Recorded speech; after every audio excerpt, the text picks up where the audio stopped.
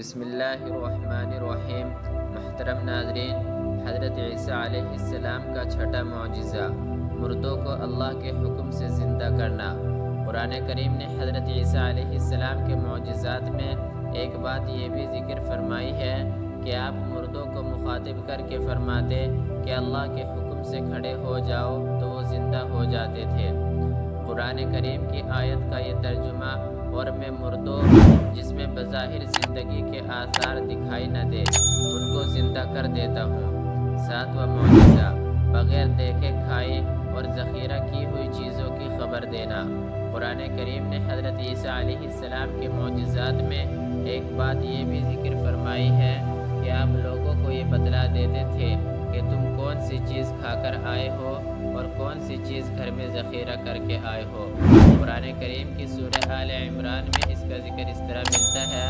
اور تم لوگ اپنے گھروں سے جو چیز کھا کر آتے ہو یا ذخیرہ کر کے آتے ہو، میں وہ بغیر دیکھے ہی تم سب کو ٹھیک ٹھیک بتا دیتا ہوں۔ آٹھواں معجزہ،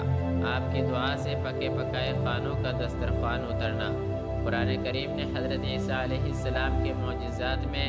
ایک بات یہ بھی ذکر فرمائی ہے کہ آپ نے دعا فرمائی کہ آسمانوں سے پکے پکائے کھانوں کا دسترخوان نازل فرما۔ حدیث مبارکہ میں وہ دسترخوان نازل بھی ہوا ہے۔ حضرت عیسیٰ ابن مریم نے دعا کی کہ اے اللہ، ہم پر آسمان سے پکے پکائے کھانوں کا دسترخوان نازل فرما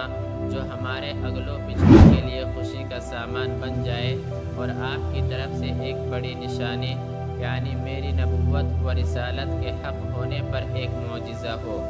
اور ہمیں یہ عظیم نعمت عطا فرما ہی دے، کیونکہ آپ سب سے بہتر نعمتیں عطا فرمانے والے ہیں۔ اللہ تعالیٰ نے فرمایا، میں تم پر وہ دسترخوان جس کی تم نے مجھ سے دعا مانگی ہے ضرور اتاروں گا، لیکن اس کے بعد تیری قوم میں سے جو شخص بھی کفر کرے گا اس کو میں ایسی سزا دوں گا کہ جو دنیا جہان والوں میں سے کسی کو نہیں دی گئی ہوگی۔